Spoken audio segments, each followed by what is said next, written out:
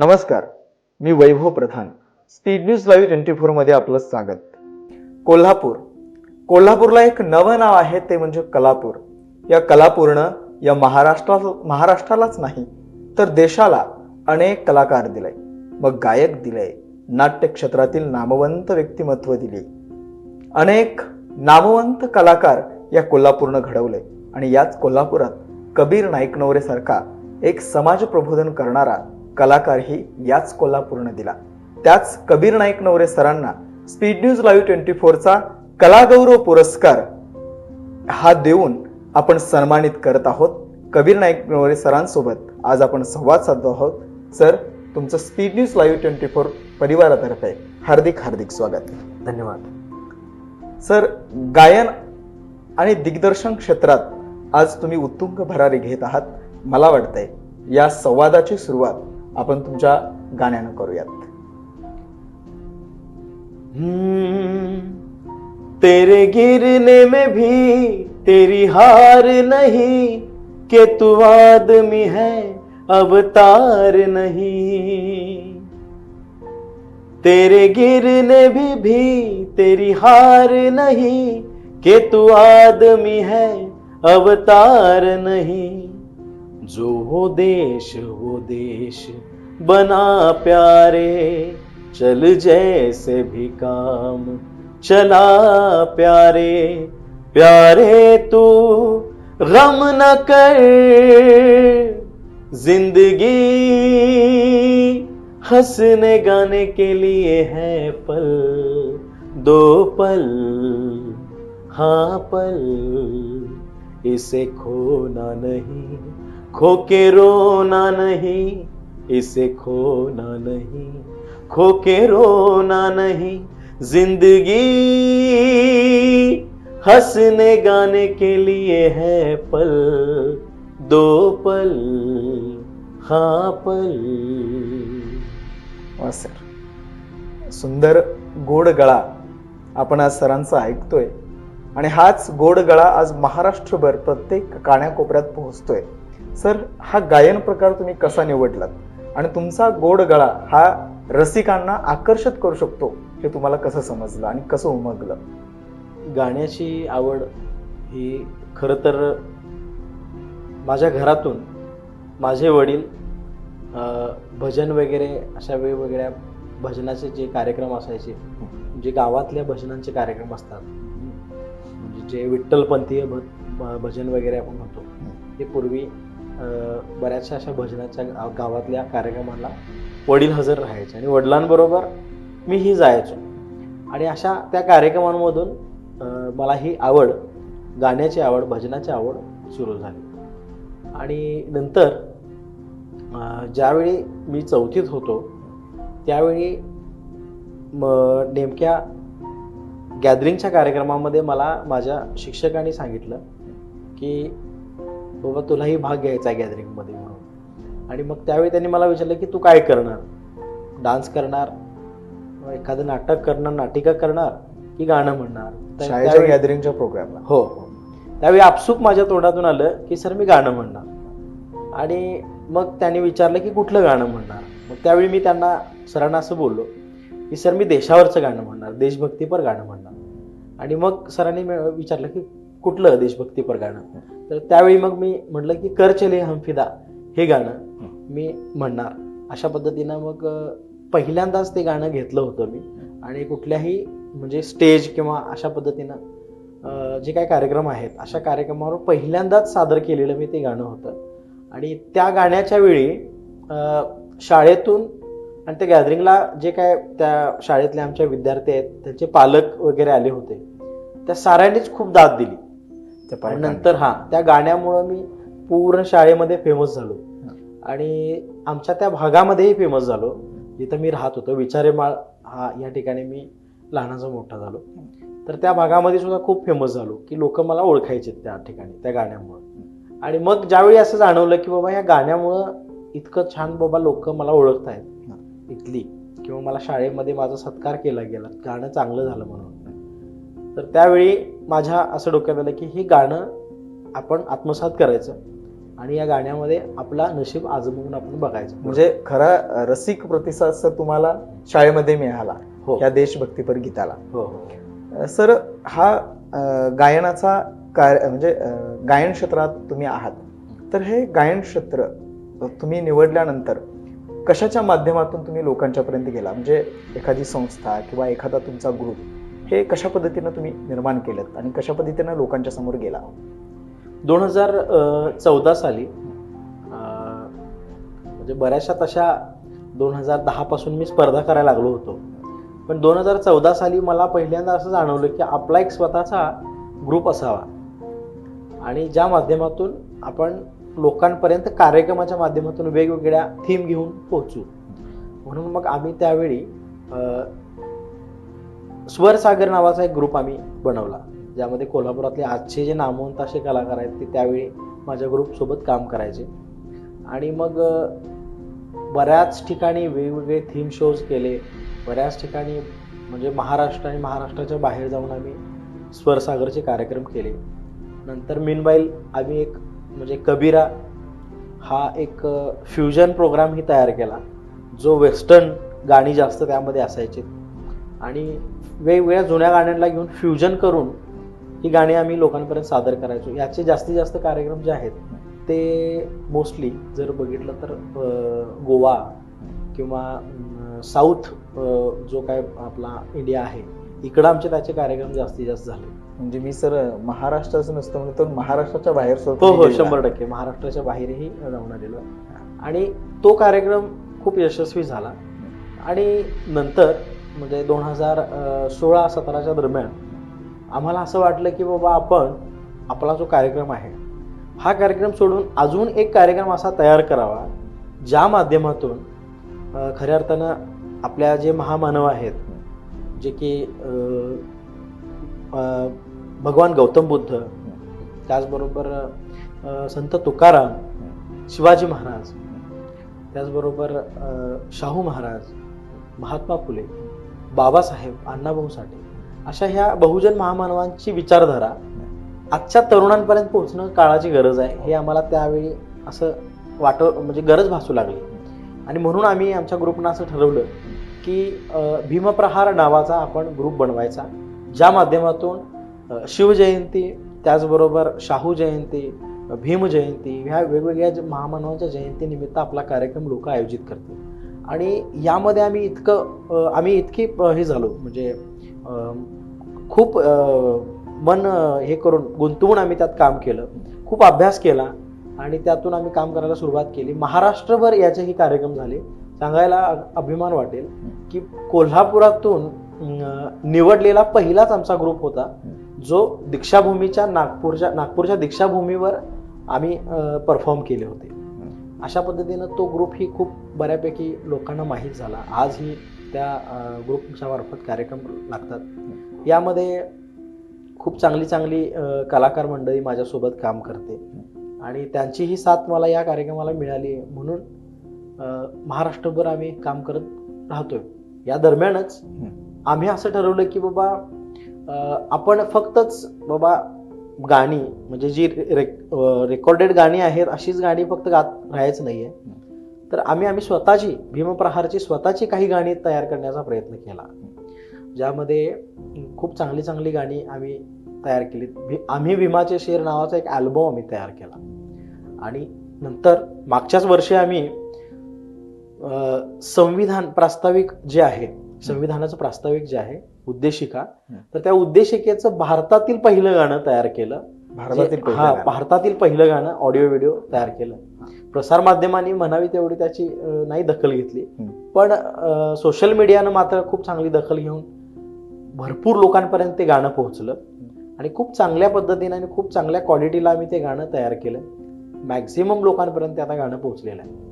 संविधानाला घेऊन जास्तीत जास्त लोकांपर्यंत पोहोचावं यासाठी मग आम्ही सलाम संविधान नावाची ही संकल्पना आता घेऊन सध्या सर्वत्र काम करतोय. म्हणजे भीमप्रहार नंतर का सर भीमप्रहारला अटॅच असतो? हा भीमप्रहारला अटॅच आहे, पण आता सध्या भीमप्रहार ही जेवढी गरजेची गोष्ट आहे तेवढीच महामानवांचे विचार तर म्हणजे आजच्या पिढीला पोहोचवणं गरजेचं आहे. पण सर्वात महत्वाची गोष्ट अशी आहे की संविधान संविधानामध्ये जे काय मूलभूत हक्क आणि अधिकार आहेत हे आत्ताच्या पिढीला तरुणांना कळावे यासाठी आम्ही काय केलं की सलाम संविधान हा आत्ता जो बनवलेला आम्ही ग्रुप आहे त्याच्या मार्फत खूप ठिकाणी आम्ही कार्यक्रम आता सध्या करत आहोत. येणाऱ्या ह्या वेगवेगळ्या आता शेड्यूलमध्ये बऱ्याच ठिकाणी त्याचे कार्यक्रम होतील. महाराष्ट्र आणि महाराष्ट्राच्या बाहेर सुद्धा होतील कार्यक्रम.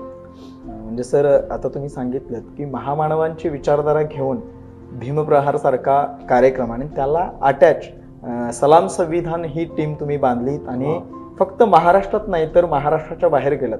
एवढंच नाही तर सर अभिमान वाटावा अशी गोष्ट तुम्ही सांगितली की नागपूरच्या दीक्षाभूमीवर की जिथं डॉक्टर बाबासाहेब आंबेडकर यांनी धम्माची दीक्षा घेतली त्या ठिकाणी आणि आम्हाला एक माहिती अशी मिळाली की इंटरनॅशनल बुद्धिस्ट फेस्टिवल जी औरंगाबादला झाली तिथंही तुमच्या कार्यक्रमाची सर निवड केली होती की जिथं नेपाळचे राष्ट्राध्यक्ष होते, अनेक देशातले श्रीलंकेचे राष्ट्राध्यक्ष होते, अनेक देशातले भंतेजी तिथं आलेले होते, 40 देशातले भंतेजी.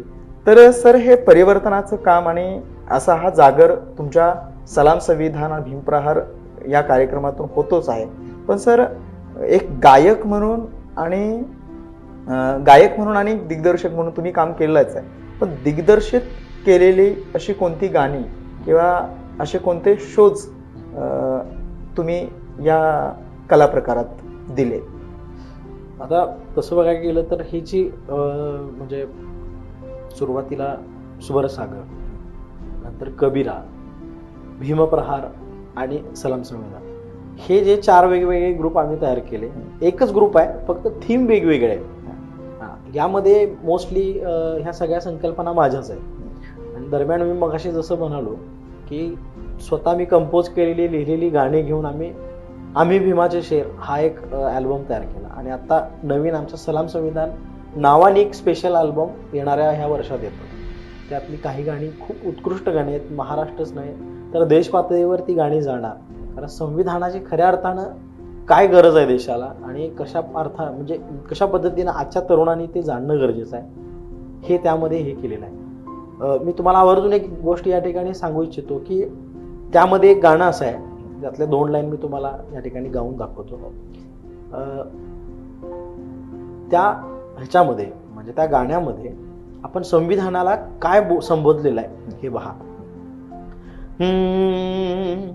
विश्व वंदिते जाला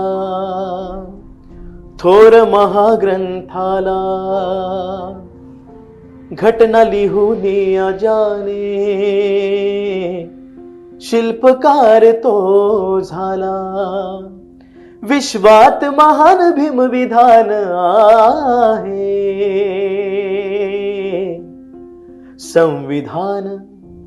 संविधान देशाचा प्राण आहे. संविधान देशाचा प्राण आहे. संविधान देशाचा प्राण आहे. संविधान देशाचा प्राण आहे. खूपच सुंदर सर. समता, स्वातंत्र्य आणि बंधुत्व ही तत्व देणारं भारतीय संविधान आणि त्या संविधानावरती तुम्ही एक संविधानाच्या प्रास्ताविकेवरती त्या उद्देशिकेवरती एक गीत तयार करून आज ते सर्वत्र पोहोचलं. तुम्ही मगाशी म्हणाला की कुठल्याही मीडियानं त्याची दखल घेतली नाही, पण निश्चितपणानं हे भारताचं संविधान आणि त्याची दखल निश्चितपणानं सर मीडिया घेईल. सर सामाजिक अंग तुम्ही हे भारतीय संविधानाचं गीत असेल किंवा अनेक सामाजिक प्रबोधनातून तुम्ही करताय.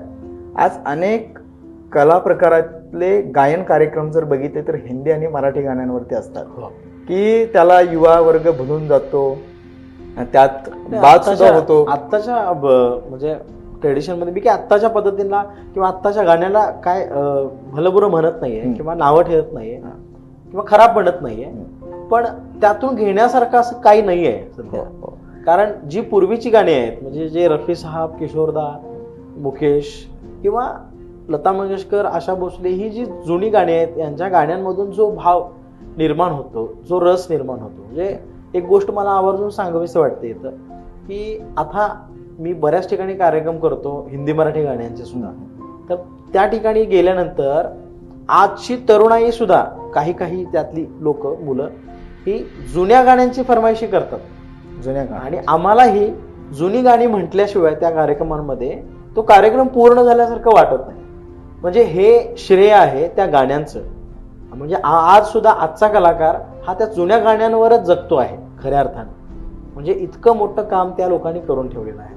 आत्ताच्या पद्धतीमध्ये एक 6 महिने निघून फार तर 3 महिन्यानंतर एखादं गाणं लक्षातून सुद्धा निघून जातं.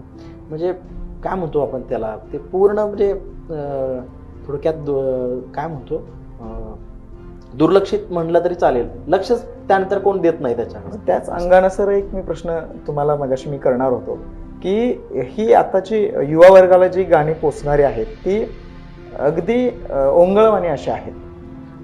पण आज तुम्ही युवक आहात, एक युवा चेहरा आहात आणि त्या युवा चेहऱ्याला कसं काय सामाजिक अंग आलंय की सलाम संविधान ह्या भारताच्या संविधानावरती एखादा ग्रुप करून तो समाजापर्यंत ते संविधान पोचलं पाहिजे, ते महापुरुषांचं परिवर्तन पोचलं पाहिजे, विचार पोचले पाहिजेत, हे सामाजिक अंग सर तुमच्या मनात कसं आलं? पहिली गोष्ट अशी आहे की आपल्या देशामध्ये बऱ्याच लोकांना संविधानाचं कार्य काय आहे, संविधान कशा पद्धतीने आपल्या देशामध्ये काम करत आहे हे माहीत नाही. म्हणजे देशाचं संविधान असून सुद्धा एकदा काय झालं होतं की आम्ही एका शाळेमध्ये गेलो होतो. मी आवर्जून ही गोष्ट तुम्हाला सांगू इच्छितो. त्या शाळेमध्ये गेल्यानंतर तिथं असं जाणवलं की तिथल्या मुलांना एक प्रश्न केला गेला. मी प्रश्न विचारला त्यांना की राष्ट्रभक्ती म्हणजे काय. बऱ्याच मुलांनी असे उत्तर दिले की देशासाठी देशावर प्रेम करणे म्हणजे राष्ट्रभक्ती. कोणी म्हटलं देशासाठी वाटेल ते करणे म्हणजे राष्ट्रभक्ती, देशासाठी जीव देणे म्हणजे राष्ट्रभक्ती, सीमेवर जाऊन दुश्मनांशी लढणे म्हणजे राष्ट्रभक्ती, देशाची सेवा करणे म्हणजे राष्ट्रभक्ती, अशी बरीचशी उत्तर आली. पण आम्ही ज्या पद्धतीनं राष्ट्रभक्तीकडे बघतोय किंवा आपल्या देशाला स्वातंत्र्य मिळाल्यानंतर जे अभिप्रेत होतं की आपल्या देशातल्या लोकांनी राष्ट्रभक्ती म्हणजे काय हे समजून घेणं, ती व्याख्या ऍक्च्युली अशी होते की भारतीय संविधानाला प्रमाण मानून केलेली प्रत्येक कृती, प्रमाण मानून भारतीय संविधानाला प्रमाण मानून केलेली प्रत्येक कृती म्हणजे राष्ट्रभक्ती खऱ्या अर्थाने. म्हणजे राष्ट्रभक्तीची ही व्याख्या ऍक्च्युअल आहे. म्हणजे जसं आपण आता रस्त्यावर गेलो तर सिग्नल, आपला सिग्नल हे सुटायच्या अगोदरच लोक गाड्या घेऊन जातात, तर तिथं त्या व्यक्तीचं आपल्या राष्ट्रावर प्रेम नाही आहे असं सिद्ध होतं.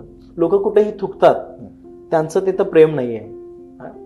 म्हणजे छोट्या छोट्या गोष्टीमध्ये आपण कायदा मोडतो, म्हणजेच आपण राष्ट्रभक्त नसल्याचंच परिमाण त्या ठिकाणी देतो.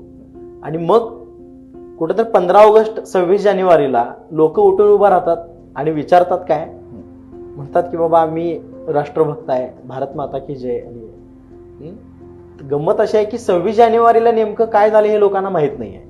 26 जानेवारीला आपलं भारतीय संविधान अंमलात आलेलं आहे हे माहित नाही आहे, पण लोक त्या दिवशी कोणीतरी शहीद झाल्यासारखंच म्हणजे हे करतात. म्हणजे इतकी वाईट गोष्ट आहे की बाबा फक्त संविधानाकडे बघण्याचा इतका काय म्हणतो आपण त्याला नॅरेटिव्ह माइंड जे आहे खूप उदासीन दृष्टिकोन आहे देशामध्ये. आणि म्हणून आम्ही ठरवलं की या संविधानाला घेऊन जास्तीत जास्त कल्चरल प्रोग्राम झाले पाहिजे. कारण सांस्कृतिक अंग जेवढं एखाद्या गोष्टीविषयी विकसित होईल तेवढी ती चळवळ म्हणा किंवा लोक चळवळ ती तेवढी विकसित होऊ शकते. हे असं एकंदरीत एक हे आहे, ते म्हणजे एक लॉ आहे, तो फिजिक्स किंवा एकंदरीत निसर्गाचाच तो कायदा आहे म्हणायला काय हरकत नाही. बरोबर आहे. मॅक्झिमम लोकांपर्यंत संविधान पोहोचावं यासाठी मग आम्ही वेगवेगळी त्यामध्ये गाणी तयार केलेली आहेत. म्हणजे स्त्रियांसाठी संविधान कशा पद्धतीने काम करतं, म्हणजे एका लहान मुलासाठी नुकतंच जन्मलेल्या आणि त्याला त्याच्या आईवडिलांनी वाऱ्यावर टाकलेल्या अनाथ मुलासाठी सुद्धा संविधान कसं काम करतं हे त्या कार्यक्रमामध्ये आम्ही सांगतो. संविधान नेमकं प्रत्येक म्हणजे आई वडील ज्यांनी बाबा आयुष्यभर मुलाला सांभाळलं आणि तेच मूल त्या आई वडिलांना म्हातारपणी टाकून जातं, तर त्या म्हाताऱ्या आई वडिलांना सांभाळण्यासाठी सुद्धा संविधान कसं काम करतं, अशा वेगवेगळे मुद्दे आहेत. म्हणजे देशातल्या शेवटच्या माणसापर्यंत संविधान काय काम करतं आणि संविधानाचं काय काम आहे काय हे तुम्ही पोचवण्याचं काम 100%. सर तुम्ही सांगितलं प्रबोधन, त्यानंतर या दिग्दर्शनात कसे आलो आणि याच्याही व्यतिरिक्त अनेक शोज, हिंदी मराठी गाण्यांचे शोज तुम्ही खेळले आहेत की फक्त ते छंद म्हणून नाही किंवा आवड म्हणून नाही, तर परिवर्तनाच्या आणि प्रबोधनाच्या दिशेने ते गेले पाहिजेत. सर, या कार्यक्रमाच्या अंगानं तुमचं भविष्य नेमकं काय? भविष्य एक गोष्ट आहे की गायन प्रकारामध्ये खूप चांगल्या पद्धतीने आता आम्ही विकसित होतोय आणि त्यामुळं चांगले चांगले कार्यक्रम येत आहेत. आम्ही कार्यक्रम करतोय. काही चित्रपटांनाही मी पार्श्वगायन केलेलं आहे. म्हणजे लो बजेट चित्रपट असतात अशा काही चित्रपटांना केलेलं आहे. काही शॉर्ट फिल्म्सना केलेलं आहे पार्श्वगायन. थीम सॉंग्स जे असतात, पक्षाचे काही निवडणुकीची वगैरे जे गाणे असतात त्यांनाही थीम मी पार्श्वगायन करतो आहे. अशा वेगवेगळ्या पद्धतीने ही संधी या ठिकाणी उपलब्ध राहते आणि ती संधी स्वीकारत आम्ही या पद्धतीने चाललेलो आहोत. आता यामध्ये सर्वात महत्त्वाची गोष्ट अशी आहे की आम्ही अश्वघोष आर्ट अँड कल्चरल फाउंडेशन ही संस्था आहे. ही एक संस्था आम्ही निर्माण केली आणि या संस्थेच्या मार्फत इतकं छान काम सुरू आहे. जसं तुम्हाला बोललो की संविधान पोचवण्याचं ह्या संस्थेच्या अंडरच आम्ही बऱ्याच ठिकाणी ते काम करतो आहे आणि ह्या संस्थेच्या मार्फत आम्ही छोट्या छोट्या मुलांना म्हणजे जी काय अशी अनाथ मुलं आहेत त्या मुलांपर्यंत संविधान तर घेऊन जातोय, पण त्यांना ज्या काय शालेय उपयोगी वस्तू आहेत किंवा ज्या गोष्टी त्या पोचवण्याचं काम करतोय. आता यामध्ये सगळ्यात महत्त्वाचं ही गोष्ट सांगण्याच्या मागचं कारण की अश्वघोष आर्ट अँड कल्चरलच्या माध्यमातून येणाऱ्या काळामध्ये कितीतरी कलाकारांना आम्ही खूप चांगल्या पद्धतीनं रोजगार मिळावा याच्यासाठी आम्ही प्रयत्न करत आहोत. म्हणजे मी फक्त माझा कबीर नाईकनवरे एकटा इथं सिक्युअर झाला, त्याला खूप कार्यक्रम मिळाले आणि मग तो त्यानं फक्त प्रगती करावी असं आमचं नाही आहे. आमच्या डोक्यात असं आहे की जे काही शेवटचा कलाकार आहे त्याच्यापर्यंत तो फक्त कलाकार राहता कामा नाही, तर त्याच्या पोटापाण्याचा प्रश्न सुद्धा त्या संस्थेच्या माध्यमातून सुटला मिटला पाहिजे आणि त्यानं इत्यंभूत त्यानं प्रगती, ओव्हरऑल प्रगती केली पाहिजे. त्यानं त्याच्या मुलाला चांगलं शिक्षण मिळालं पाहिजे, चांगल्या शाळेत तो शिकला पाहिजे, सगळ्या प्रकारचं त्याला कौटुंबिक स्वास्थ्य मिळालं पाहिजे. तर बऱ्याचशा कलाकारांचा शेवट हा खूप वाईट आहे. बऱ्याच म्हणजे सांगण्याच्या पलीकडच्या गोष्टी आहेत, खूप वाईट. म्हणजे अंगावर शहारा येतोय. कोल्हापुराने इतक्या चांगल्या चांगल्या कलाकारांना जन्म दिलेला आहे, पण त्या कलाकारांचा शेवट सुद्धा इतका वाईट झाला. म्हणजे खूप वाईट गोष्ट आहे ती. म्हणजे काही प्रमाणात अनेक जनमानसातली लोक कलाकारांना मानाचं स्थान देत नाहीत. 100% कलाकार फक्त त्या कार्यक्रमापुरता वापरलेला एक लोणच्याचं जसं फोड असतं तशा पद्धतीनं लोकांचा बघण्याचा दृष्टिकोन आहे बऱ्याच कलाकारांकडे. तर तो कुठेतरी बदलावा. कलाकार सुद्धा एक माणूस आहे आणि कलाकाराला एक स्वतःचा स्वाभिमान आहे. तर त्या स्वाभिमानाला कुठं ठेस लागता कामा नये याच्यासाठी सुद्धा धडपडतो आहे. मी एक गोष्ट आवर्जून सांगतो की मागच्या वर्षी मी बार्टीकडे एक प्रस्ताव दिला होता, जी डॉक्टर बाबासाहेब आंबेडकर प्रशिक्षण संस्था आहे, जी गव्हर्नमेंटची NGO. तर त्यांच्याकडे आणि सांस्कृतिक संचलनालय यांच्याकडे एक संयुक्त विद्यमाने असा मी एक प्रस्ताव दिला होता. तो प्रस्ताव असा होता की आपल्या याच्यातले जे कलाकार आहेत, लोक चळवळ चालवणारे जे कलाकार आहेत, अशा सगळ्या कलाकारांना गव्हर्नमेंटकडून एक मानधन मिळावं. तर ते मानधन पेन्शन किंवा अशा स्वरूपात नसावं, तर ते महिन्याला त्यांनी गव्हर्नमेंटचं काम करावं. तर ते काय काम करावं? गव्हर्नमेंटच्या बऱ्याचशा अशा ज्या योजना आहेत त्या योजना घेऊन हा कलाकार गावोगावी पोहोचेल, त्या योजना सांगेल लोकांना आणि त्याचबरोबर कलेच्या माध्यमातून मग कोण पोवाडे गाऊन सांगेल, कोण भारुड गाऊन सांगेल, कोण गीतांच्या माध्यमातून सांगेल, कोण पथनाट्याच्या माध्यमातून सांगेल. अशा वेगवेगळ्या पद्धतीनं बाबा ते कलाकार ह्या सगळ्या योजना ज्या गव्हर्नमेंटच्या आहेत त्या पोहोचवतील. बरोबर. आणि अन्यथा गव्हर्नमेंट त्यांच्या ह्या योजना लोकांपर्यंत पोहोचवण्यासाठी कोटीचा म्हणजे खर्च करतं. बरोबर आहे. तर तो जो पैसा आहे तो इकडे कलाकारांना जर मिळाला तर कलाकारांची घरं खूप चांगल्या पद्धतीने डेव्हलप होतील. हा मुद्दा घेऊन मी संचालनालयाकडे गेलो होतो मुंबईला, परत पुण्यामध्ये बार्टीकडे. आणि खरोखर एक गोष्ट सांगावीशी वाटते, मला त्यात श्रेय घ्यावं अशी काय मला इच्छा नाही, पण 2 महिन्यापूर्वी सांस्कृतिक संचालनालयाला असा JR काढलाय, खरोखर काढलाय. आणि मला इतकं भारी वाटलं की त्यामध्ये असं सरळ लिहिलं की बाबा जे कलाकार आहेत, लोक कलाकार आहेत त्यांनी आपलं बाबा अर्ज भरावा, कारण येणाऱ्या काळामध्ये आम्ही सरकारी योजना लोकांपर्यंत पोहोचवण्यासाठी गव्हर्नमेंटचा रिप्रेझेंटेटिव्ह म्हणून कलाकारांना नेमणार आहे. म्हणजे फार महत्वाची गोष्ट झाली.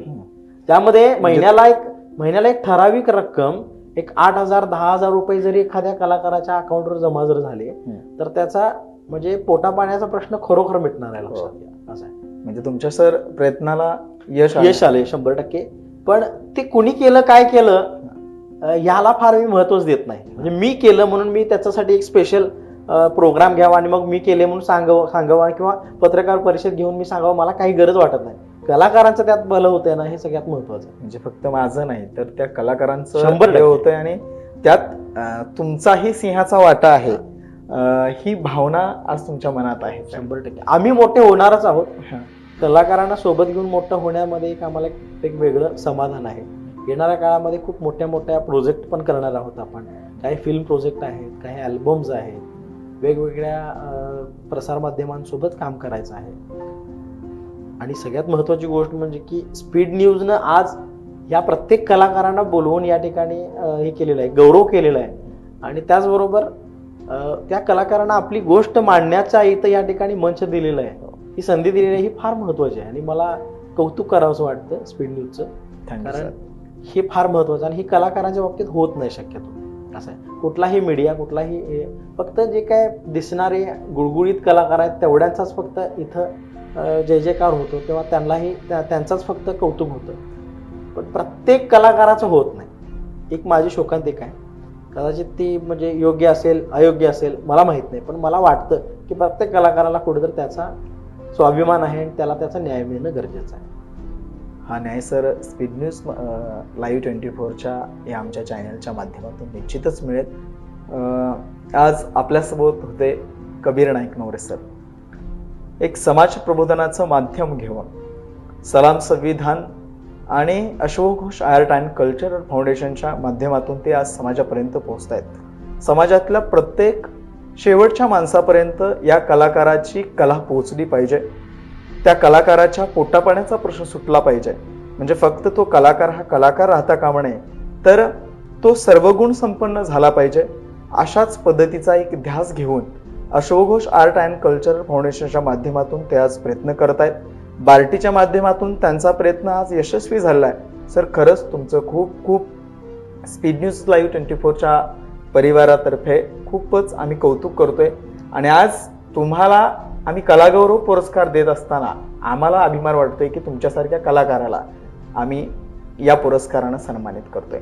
सर आपण या मुलाखतीचा शेवट एखाद्या तुमच्या गोड गळ्यातून करावा अशी मी तुम्हाला विनंती करतो. ॲक्च्युली एक गाणं आमच्या कार्यक्रमामध्ये मंदार पाटील गीतकार आहेत, आमच्या कार्यक्रमाची गाणी लिहितात. तर मंदार पाटलांनी कवी चैत्र या नावाने महाराष्ट्रावर प्रसिद्ध आहे. तर स्त्रियांसाठी एक संदेश आहे त्यातून, तर तो मी तुम्हाला सांगतो. संविधान विषयक आहे. संविधान वाचून मोठी हो ग तू माई, संविधान वाचून मोठी हो ग तू माई. याच्या जोरावर होती कलेक्टर, याच्या जोरावर होती कलेक्टर, गरिबाच्या लेकी बाळी, गरिबाच्या लेकी बाळी. संविधान वाचून मोठी हो ग तू माई, संविधान वाचून मोठी हो ग तू माई. खूप खूप धन्यवाद सर. तुम्हाला भावी वाटचालीस स्पीड न्यूज लाईव्ह 24च्या लाख लाख शुभेच्छा. धन्यवाद. धन्यवाद. पाहत रहा speed news live 24. Stay live, stay update. धन्यवाद.